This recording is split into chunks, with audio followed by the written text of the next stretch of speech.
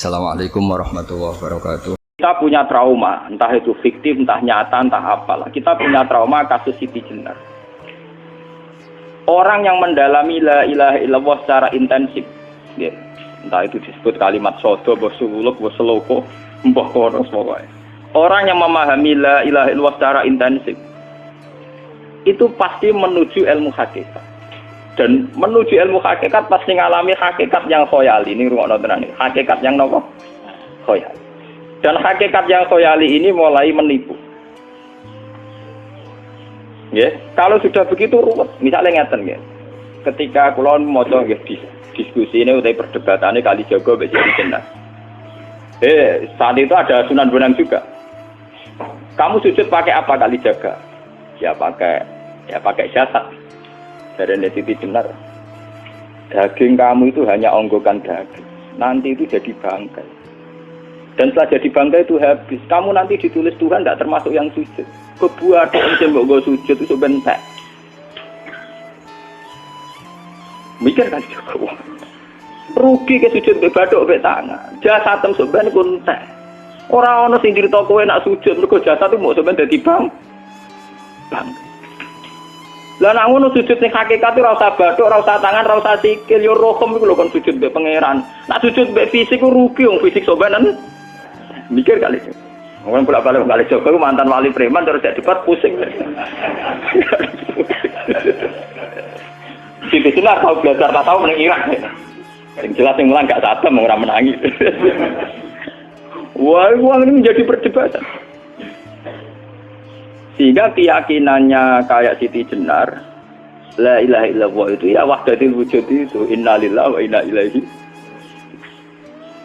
Selama ini kalau orang syariat misalnya, orang syariat itu kalau ada orang mati, misalnya Kak Ruhin mati, ini aku kan muni innalillahi wa inna ilaihi raji'un, saiki Ruhin wis mate. Mate itu balik ning pengen. Itu cara wong hakikat kan salah besar. Orang mati itu tidak ada, cara ilmu hakikat orang mati itu tidak ada. Roh ini tersiksa di alam fisik. Jadi ruh ini tersiksa di alam fisik. Karena ketemu ning jasate ruh. Tersiksa dulu. Aku ape mangane kudu kerja piring Jepang tersiksa roh. Asal roti memang tersiksa. Misalnya kiai ape mangane dadak kudu pidato 2 jam bareng tersiksa. Roh kenapa? Tersiksa. Mergo roh ora buta mangan, ora buta ngombe, tapi gara-gara melok fisik. Paham ya? Loh ini tenang sih, kenapa warai dan bener. Kalau bosen, sama betul loh, guru waras maksudnya enggak. Artinya waras secara akademik karena ada referensi, ada marojek, ya. Waras secara hakikat. Kalau nu mau merasa sampean wis ilmu hakikat. Artinya saya juga ngalami ilmu hakikat. Lalu ketika ini sekarang hikam, wong rata muka safar rasa jadi ulama. Entah sekian detik ulama itu harus pernah muka safar. Biar merasakan ilmu nopo ada. Tapi ilmu hakikat itu bisa dilogika kan sebelum sampai secara musyahadah. Paling enggak bisa sampai secara logika. Manusia itu mulai Nabi Adam sampai sekarang itu kan punya roh dan roh itu tidak makhluk. Ya, roh itu tidak makhluk. Ketika roh itu diletakkan di jasad dia itu tersiksa. Karena ketika dia ke jasad fisik itu namanya mengalami keterpisahan dengan yang abadi. Dia ini ning jasad fisik tersiksa. Karena dia harus di alam yang kasat mata, alam mulki. Tersiksa. Ketika dia tersiksa, melok ruhin, akhirnya dia mangane kangelan, akhirnya lesu mangan. Padahal roh gak butuh mangan, perlu dicatat roh gak butuh. Ya ora butuh gunung kidul barang, kan roh ora butuh rabi. Paham kan? Ya ora butuh putus cinta, ora butuh pegatan, ora butuh macam-macam. Paham? Tapi karena dia nemplek jasad sing butuh mangan, butuh rabi, butuh wedoan macam-macam. Akhirnya roh tersiksa. Suatu saat kalau roh ini dalam bahasa manusia mati, ini dalam bahasa manusia mati. Ini hakikatnya roh itu tidak mati, dia kembali ke habitatnya. Ini disebut innalillah. Kita ini dari awal ya dengan Allah. Wa inna ilaihi juga kemudian nanti kita pasti kembali ke Allah. Dan itu diyakini betul oleh orang wahdatul wujud. Jadi kalau roh mati itu ya tidak ada mati.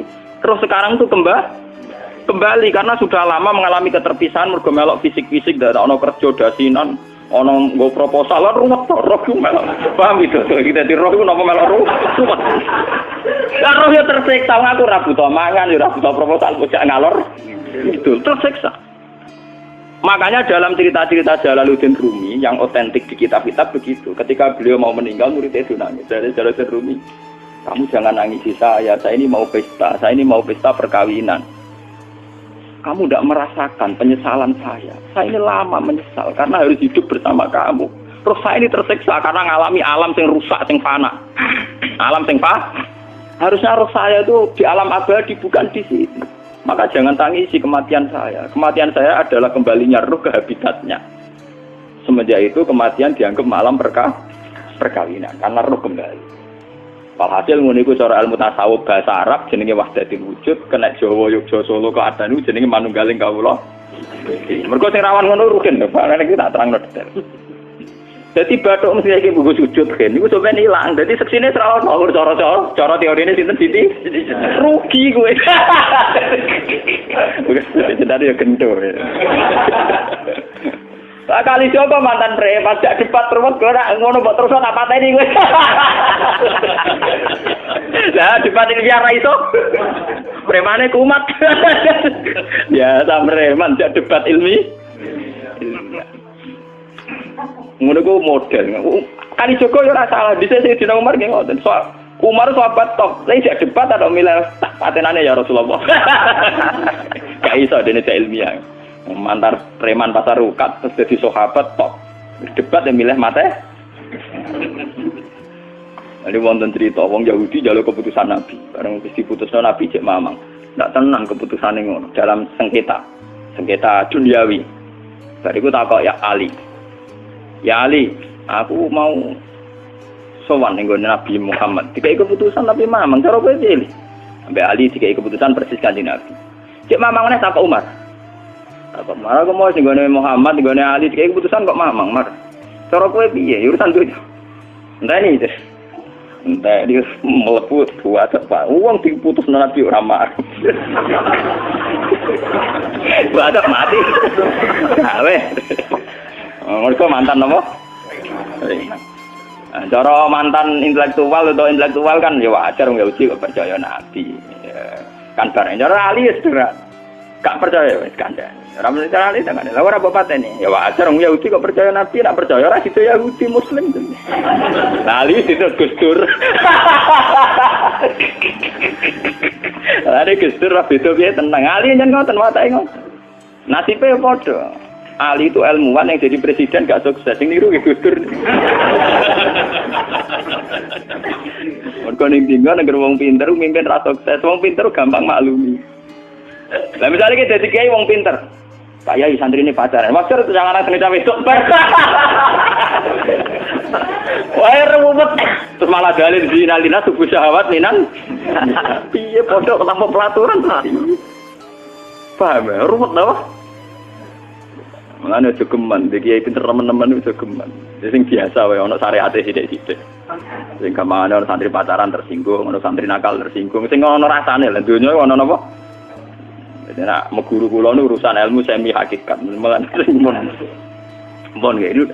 Sehingga kayak Siti Jenar, cara pandang Siti Jenar tuh masuk betul ning gone pemikiran para santrinya. Kados Ki Ageng Pengging siapa masuk betul karena masuk akal. Cara mereka napa? Betapa tidak ada artinya fisik ini.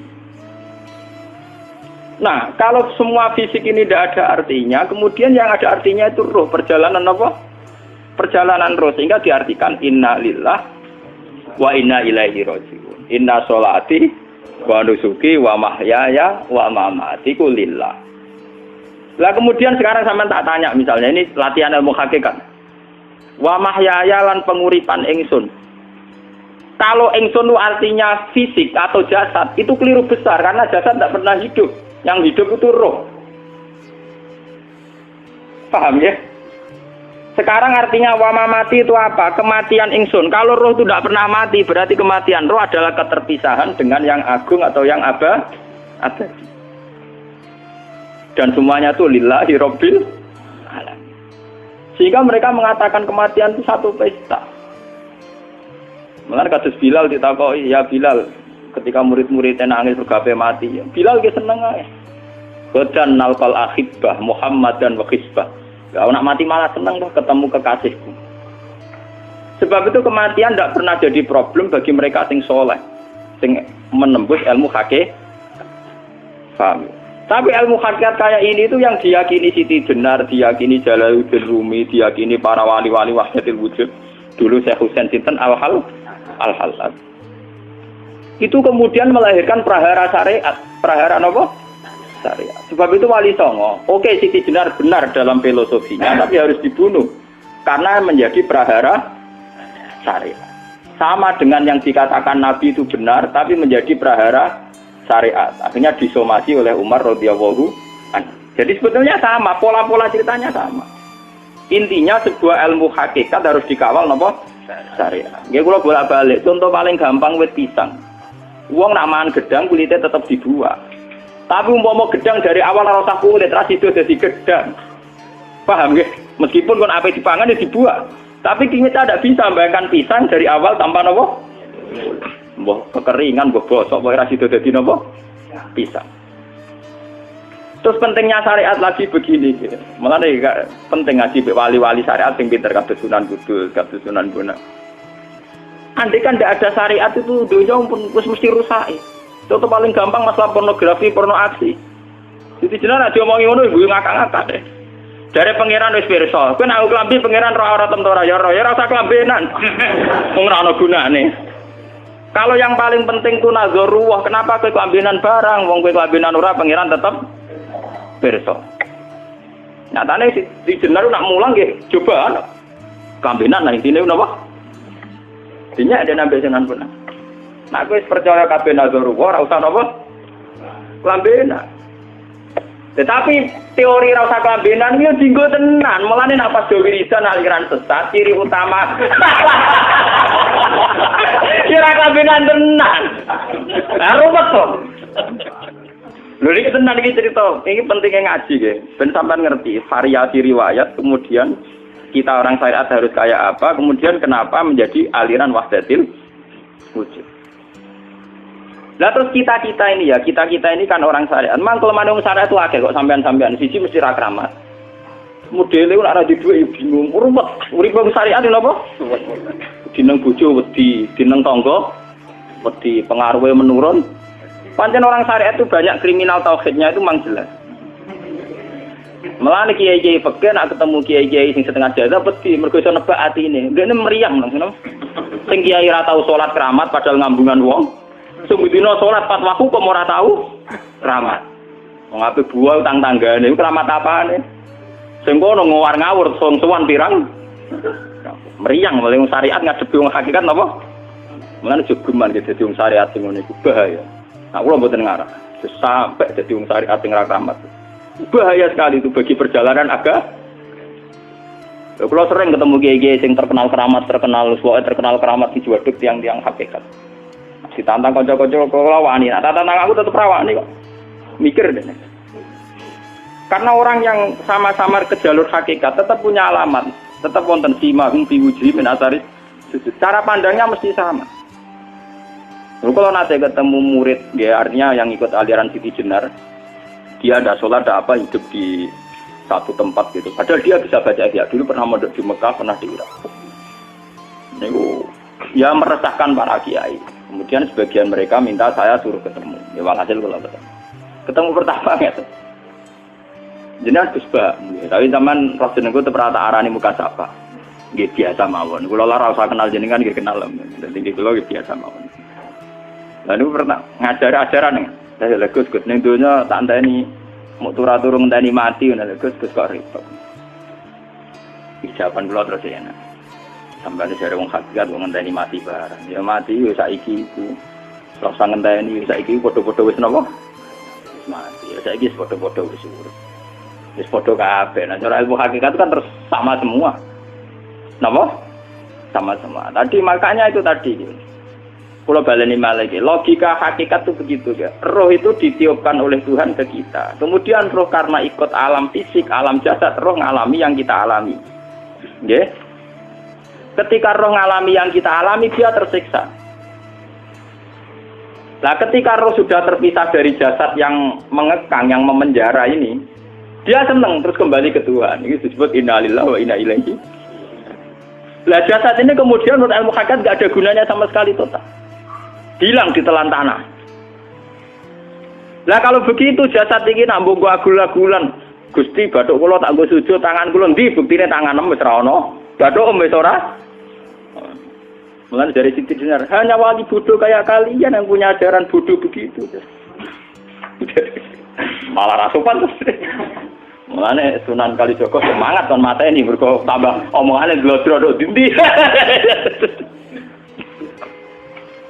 Tapi yang enggak disadari Siti Jenar yaitu tadi. Inti dari ilmu hakikat itu kan tunduk sama kersane Tuhan. Kalau sudah tunduk pada kersane Tuhan, kalau kersane Tuhan roh kita harus di jasad. Dan wujud jasad kita ini juga karena kehendak Tuhan. Kenapa yang wujudnya jasad yang karena kehendak Tuhan engkau ingkari? Sementara wujudnya roh tidak kamu ingkari. Toh wujudnya jasad ya bi iradatillah wa bi masyiatillah. Wujudnya roh ya bi wujudit bi masyiatillah wa ira. Harusnya fungsi jasad juga harus kamu akui toh Siti Jenar. Wong sekarang kita punya jasad ya bukan karena kita, karena kehendak Allah. Kenapa kamu ingkari? Berarti kamu mengingkari kehendak meneng Siti Jenar.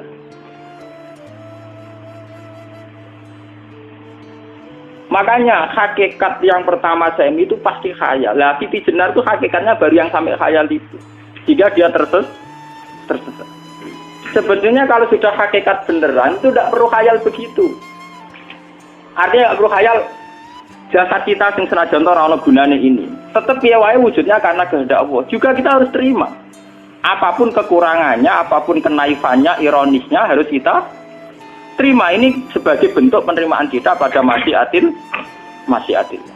Begitu juga keadaan roh kita sebagai penerimaan atas masyiatil. Meskipun ada teori-teori roh yang lebih valid. Lebih valid misalnya begini. Kanjeng Nabi itu suatu saat ininya terputus karena perang Uhud. Itu Kanjeng Nabi dia dolanan drijine niku. Napa cara niki napa jari jemari Nabi putus. Iki dolanan. Jadi Nabi sendiri kadang sering ngajarkan ilmu hakikat. Hal lagi illa usbun udmiyat wa fi sabilillahi ma laqitu. Kowe iku ora trimo fisik, bentuk fisik jari jemari sing ditebir berdarah. Tapi nak kowe wis fi sabilillah ayo wis balik ning habitatem. Sehingga kenapa para sahabat itu ketika dicincang, ketika putus tangannya, putus kakinya, sahabat yang usul ke ilmu hakikat itu malah senang. Karena jasad kita ini kan ila sabilillah menuju jalan Tuhan. Sekali dia sudah terluka fisabilillah itu sudah menemukan formatnya. Cara teori Cina sudah menemukan formasinya. Paham gitu? Orang kok malah ngeluh itu berarti goblok kena ngeluh. Paham tak? Paham kenapa? Jadi, makanya Nabi ngertikan ya itu sudah ketemu formatnya. Ketika rohnya para syuhada nanti kembali ke Tuhan, ya ketemu formatnya lagi. Itu disebut wala taqulu lima yuqtalu fi sabilillahi amma. Dia tidak mati sesuai formasi awal, yaitu roh kembali ke Tuhan dan jasad ikut mengawal. Nah itu Nabi kadang ya pakai ilmu hakikat begitu. Mulane kula bolak-balik matur, kula niku nggih mulai umur 20 tahun napa pinten. Kula ngasih nggih gadah penyakit dan ekstrim penyakit saya. Sampai saat ini kalau nak ngobatno tidak lebih 50%, karena saya tetap berpikir.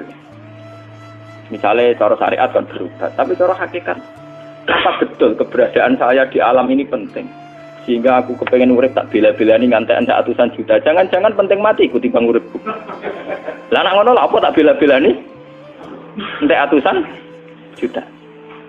Jadi misalnya kita berobat ya mau ya dari nabi kan berobat ya berobat. Pokoknya kita Islam nggak sih mau gerutu kadang orang paham. Sekali kamu mengamati dengan sisi hakikat, coba sekarang sampean pikir, coba sekarang nggak pakai logika hakikat, pakai logika syariat saja. Saya ini misalnya asetnya 10 juta, misalnya, saya punya aset 10 juta. Tapi misalnya aku rugen awan atau dipengaruhi di masa depan sama kayak kulo kan soalnya cara teori di masa misalnya kulo rugen, artinya kere di duit 10 juta aset. Tujuan saya sembuh kan supaya aku iso sembuh sehat, engkau iso kerja untuk anak. Tapi karena saya sakit nanti operasi tidak 10 juta. Operasi tidak 10 juta. Wong aku repair mesti iso marisi anak. Apa meneh nak duit 10 juta tak ada gue berobat malah jelas ra iso marisi. Lah nak ngono penting matiku ya dibagi 10 juta. Karwan iso diwaris langsung. Sementara anak aku mari dibiayai 10 juta, orang mesti mari 10 juta mesti entek. Artinya tidak ada jaminan kalau berobat itu secara visi ke depan lebih baik. Soalnya malah ngentekno donya nggak jelas akibat positifnya. Misalnya tetap lumpuh duwe entek. Teori loh, Bapak artinya apa? Teori hakikat tetap lebih benar bahwa hidup itu tidak ada artinya, semua itu tidak ada artinya. Berobat apa enggak berobat semuanya tidak ada arti. Teori loh gini. Sehingga kalau kita tengah-tengah aja tengah-tengah, kados kula misalnya lara nggih berobat. Gusti separuh kula nglakoni syariat, tapi sebagai kula ulama fikih nggih separuh kula lakoni napa? Jadi kula tetep mboten ngarah obat 100%. Tapi orang ngarah berobat wong kula tiyang napa? Syariat. Tapi memang faktanya itu begitu. Cara Kanjeng Nabi kadang Kanjeng Nabi berobat. Kadang Kanjeng Nabi wis nikine tercincang dige guyonan. Wa laki illa usbuun utwiyat ora mbok driji sing gak melok-melok. Nah, bukti bahwa jasadnya begitu tidak penting. Kayak Sayyid Hamzah. Menurut Sayyid Hamzah nganggep wahyu bentone ra karuan. Kalau teori Siti Jenar itu benar, teori Jalaluddin Rumi benar teorinya lho, ora kok ra salate lho, nggih. Maksudnya kok nganut ra salate. Benar cara analisis roh. Ketika Sayyid Hamzah dinyatakan mati oleh manusia, oleh hukum manusia dinyatakan mati karena dia sudah tidak bergerak. Dalam teori hakikat kan rohnya Sayyid Hamzah sudah fi khawasili tuyurin khudrin. Rohnya sudah diambil Tuhan, tidak mati. Paham ya? Ketika rohnya Sayyid Hamzah sudah diambil, jasad ini sudah tidak punya rasa.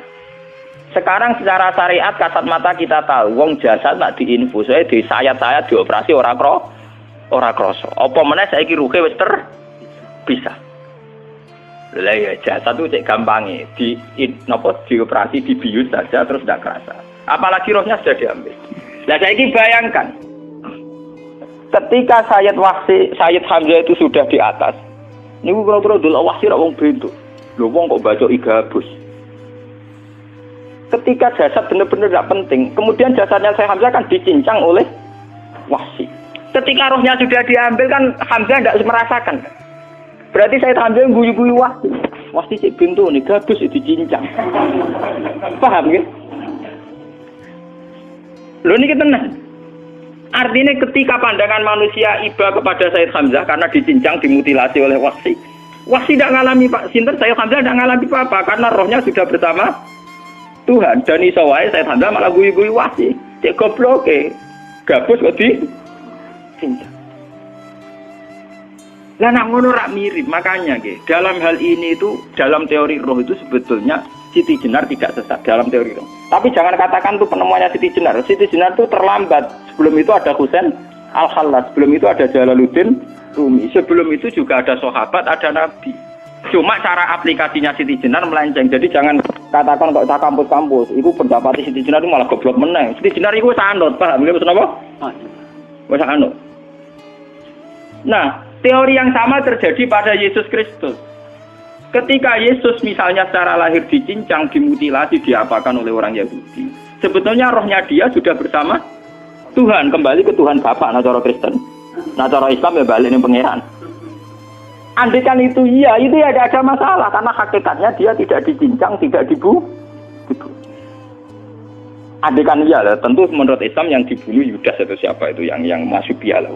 Tapi sama sebetulnya teorinya sama. Kalaupun iya tidak ada masalah. Oke, kalau misalnya Nabi Isa karena ada kontroversi menyangkut dia atau Yudas. Sekarang yang Zakaria dan ya.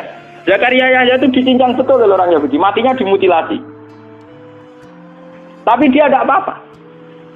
Karena ketika beliau dicincang, rohnya sudah diambil.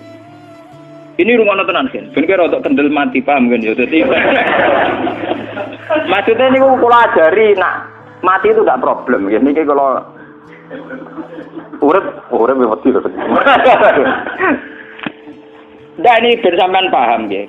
Kaitan la ilaha illallah ini nanti semuanya sama kaitan sama apa? La ilaha illallah. Ini nanti ujungnya sama dengan la ilaha illallah. Begitu juga seterusnya. Misalnya Yahya kalian sinten? Zakaria. Ketika Tuhan ditanya, jadi tenggene alam malakut pangeran ditakok, ya Allah, Yahya dan Zakaria itu kan hamba pilihan engkau. Ketika dicincang kok jenengan biarkan. Endi Yahya Zakaria dicincang? Aku iku ora goblok jare pangeran. Sedurunge dekne dicincang jasade ruhe tak jipuk. Dadi dekne ora krasa blas. Begitu juga ning tafsir-tafsir sampean lihat wa Maryama Sayyidah Maryam yang istrinya Fir'aun. Itu kan dia iman sama Nabi Musa. Asiyah, ya. Asiyah imro'ati apa? Fir'aun. Asiyah imro'ati Fir'aun, ya. Itu kan dihukum oleh Fir'aun. Ketika mau ditumpahi apa? Batu besar. Iku Allah ketika di pangeran, ya malaikal mauti, cepat ambil rohnya sebelum dihunjami batu besar. Terus rohnya diambil. Sebab itu dalam hukum Tuhan, Tuhan itu tidak merasa bahwa Tuhan membiarkan Asiyah, membiarkan Hamzah, membiarkan Yahya, membiarkan Zakaria. Dalam hukum Tuhan, semua orang ini roh-roh terhormat. Akhirnya nak anggo teori iki sing nyincang malah goblok, wong gabus goblok cincang ngono lho. Nak anggo teori iki malah berbalik, sing goblok sing nyincang. Paham? Yo ora kok sesuai sampean kiaskan saja. Wong dibius wae disayat-sayat gak kroso. Kaya apa nak ruhe bener-bener wis tercabut terpisah. Rasane nang ndi? Iku sing disebut wala taqulu limayuk talu fi sabilillah napa? Lah kemudian roh ini kemana? Nah, roh itu sudah menyatu dengan kalimat tauhid. Mesti roh itu bersaksi la ilaha illallah. Itu sing disebut ning alam roh ketika Allah tanya alastu bi rabbikum mesti qalu bala. Mesti mereka jawabnya apa? Bala. Karena alam roh tentu lebih mudah bersaksi akan keberhadiran dan keeksistensi Tuhan Allah Subhanahu wa taala. Paham ya niki sampean penting. Nah, ketika kalimat tauhid sudah menyatu kayak begini, itu mesti kalimat tauhid sing mesti langsung untuk swarga. Itu dimaksud Nabi mustaiqinan biha qalbu mukhlishon biha qalbu. Ati itu qalbu kan nggak bisa kamu artikan jantung atau liver kayak teori modern sekarang. Misalnya qalbun itu apa? Dari kiai qalbun itu jantung. Nak ngono beda mek liver.